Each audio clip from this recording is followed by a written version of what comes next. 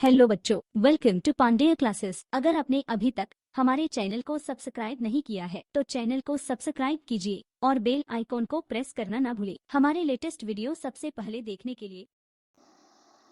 नमस्कार, आपका बहुत बहुत स्वागत है हमारे यूट्यूब चैनल पांडे क्लासेस में। हमारा जो कल का टॉपिक था संधि, और पूरा नहीं हो पाया था क्योंकि संधि का थोड़ा सा लेंदी हो जाता है, क्योंकि संधि के 3 भेद होते हैं। फिर तीनों भेदों में स्वर संधि कुछ ज़्यादा इंपॉर्टेंट होता है, हर एग्जाम में उनके भेदों के बारे में भी पूछता है, तो हमने उनके भेदों के बारे में भी जाना, लेकिन हल्का हल्का हमें व्यंजन और विसर्ग के बारे में भी जानना है। वैसे अभी पहली बार कंडक्ट करा रहा है तो अभी कुछ अंदाज़ा नहीं है कि संधि का कितना क्या पूछ सकता है, तो संधि का पूरा टॉपिक क्लियर करके चलेंगे तो ज़्यादा ही अच्छा रहेगा। तो हम अब टॉपिक पे चलते हैं। आज का हमारा टॉपिक है व्यंजन संधि और विसर्ग संधि, दोनों को हम पढ़ेंगे बारी बारी। तो दूसरा नंबर है हमारा व्यंजन संधि।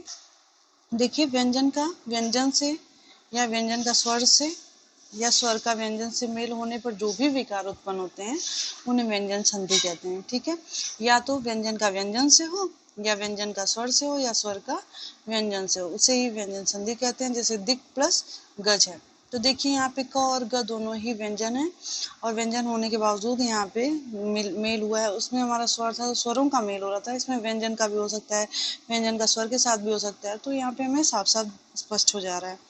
पहला हमारा नियम है, इसमें जैसे कुछ नियम है, 3-4 नियम है जिनके बारे में भी हम जान लेंगे। तो पहला हमारा नियम है क, च, ट, त, प के बाद किसी वर्ग का तीसरे अथवा चौथे वर्ण, यानी कि तीसरे, हर जो है कि व्यंजन में जैसे 5 वर्ग होते हैं हमारे, क वर्ग, च वर्ग, त वर्ग, ट वर्ग, ये सारे वर्ग हमारे हैं। और उसमें जैसे कि क, ख, ग, तो ग हमारा तीसरा है और चौथा हमारा घ हो जाएगा। तो उसी के बारे में, जैसे हर वर्ड का तीसरा चौथा अलग अलग होगा, है ना। 5 होते हैं, एक वर्ण में 5 होते हैं, जैसे क वर्ण में क, ख, ग, घ, ङ। तो ये हमारे हो गए। तो उसमें जो है कि तीसरा अथवा चौथा वर्ण या र, ल, व, ह या कोई स्वर आ जाए तो क, च, ट, त, प के स्थान पर अपने ही वर्ग का तीसरा वर्ण हो जाता है। ठीक है, जैसे कि क, च, ट, त, प के बाद क्या है, य, र, ल, व, ह, तो उसका क्या होगा कि उस जो हमारा क है, च है, ट है, त है, प है, उसी वर्ग का जो है कि क्या हो जाएगा, तीसरा, यानी कि क के जगह पे ग, च के जगह पे ज हो जाएगा, ऐसे करके हो जाएगा। ठीक है, जैसे अब देखिए नोट में देख लीजिए, क, च, ट, त, प प्लस तीसरा अथवा चौथा वर्ण या य, र, ल, व, ह या कोई स्वर अपने ही वर्ग का तीसरा, यानी कि क की जगह पर च हो जाएगा, क की जगह पे ग हो जाएगा, च की जगह पे ज हो जाएगा, प की जगह पे ब और त की जगह पे द हो जाएगा। ठीक है, अब उदाहरण में जैसे देख लेते हैं, जगत प्लस अम्बा हो जाएगा तो जगदम्बा, है ना। त की जगह पे क्या हो जा रहा है हमारा, द हो जा रहा है। ठीक है, दिग्दर्शन, तो दिक प्लस दर्शन तो दिग्दर्शन हो जा रहा है, ग हो जा रहा है, यानी कि वर्ग का तीसरा हो जा रहा है। ठीक है, दिंगत तो दिक प्लस अंत, तो यहाँ भी वही है। कुछ अन्य उदाहरण भी हम देखेंगे, दिग्विजय, है ना, जैसे यहाँ पे है।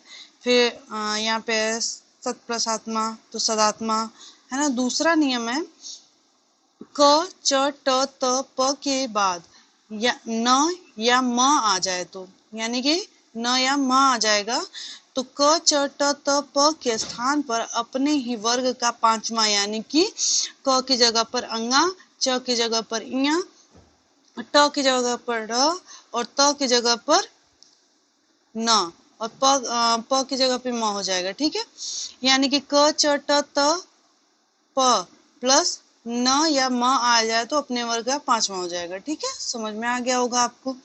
जैसे जगत प्लस नाथ तो जगन्नाथ, है ना, न हो गया यहाँ पे, किसके जगह पे, त, यानी कि त वर्ग का पांचवा कौन सा है, न है, तो यहाँ पे न हो जा रहा है।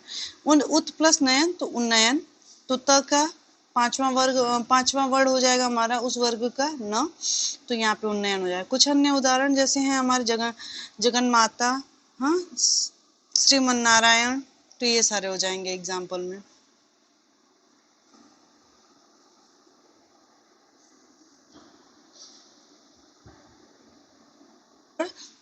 बड़ा सा का छ हो जा रहा है यहाँ पे। ठीक है, अब देखिए नियम चौथा है हमारा, त के बाद च छ आ जाए तो धर्म ना, या सत प्लस कर्म हो जाएगा, सत्कर्म। लेकिन यहाँ पे हम क्या करते हैं, यहाँ पे हो जा रहा है हमारा त का द हो जा रहा है। नियम 6 में हम देखेंगे त के बाद ह आ जाए तो त के स्थान पर द और ह के स्थान पर ध हो जाता है। जैसे उत प्लस हार ना, तो उद्धार। ठीक है, पद प्लस हति, पद्धति। विसर्ग के बाद स्वर या व्यंजन आ जाए तो दोनों के मेल से जो परिवर्तन होता है उसे विसर्ग संधि कहते हैं। ठीक है, विसर्ग पहले आएगा, उसके बाद स्वर या व्यंजन, दोनों में से कुछ भी आ सकता है, तो वहां पे हमारा व्यंजन संधि, विसर्ग संधि हो जाएगा।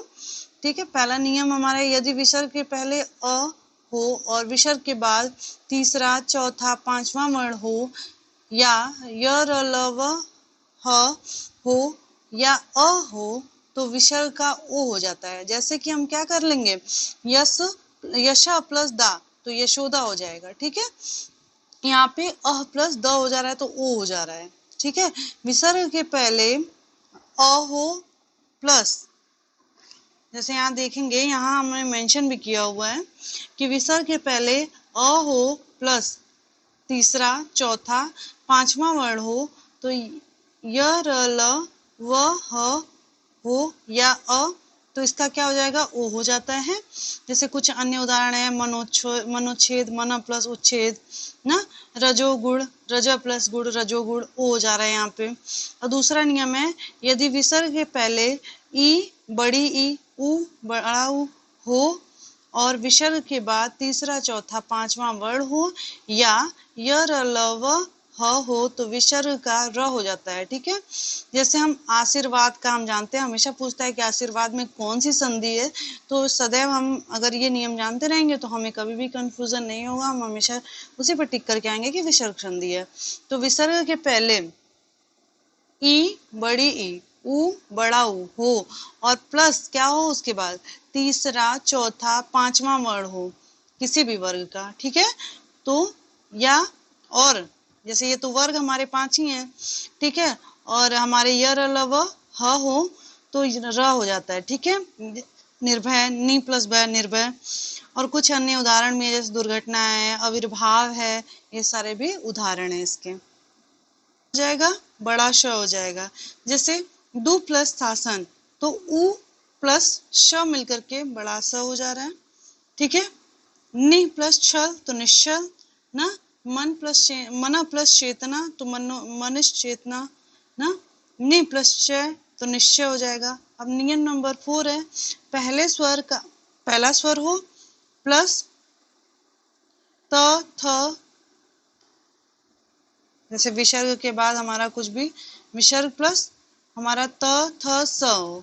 ठीक है, तो उसके स्थान पर स हो जाता है। जैसे दु प्लस तर तो दुस्तर हो जाएगा, नम प्लस ते हो जाएगा तो नमस्ते हो जाएगा। अगला नियम है हमारा, यदि विसर्ग के पूर्व अ, आ के अतिरिक्त कोई अन्य स्वर हो और विसर्ग के बाद र हो, तो विसर्ग के पूर्व के स्वर का लोप हो जाता है, यानी कि उसकी लुप्ति यानी कि गायब हो जाता है और वह दीर्घ हो जाता है। ठीक है, नोट में हम देख लेंगे, पहले ई या छोटा ऊ स्वर प्लस मतलब विसर्ग हो और प्लस सामने र हो, तो विसर्ग के पूर्व के स्वर का लोप हो जाता है, वह दीर्घ हो जाता है। जैसे हम लिखते क्या है, नीरस, तो नीरस में बड़ी की मात्रा है न पे, और जब हम उसको विच्छेद करते हैं तो छोटी ई की मात्रा लगा के नी और रस लगा लेते हैं। ठीक है, तो नीरस हो जाता है, नीरव, ऐसे ही ना।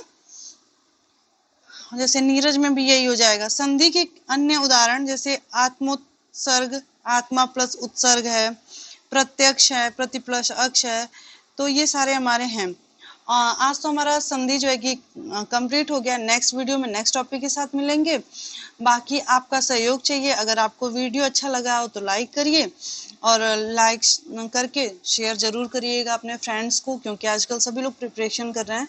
Thank you very much.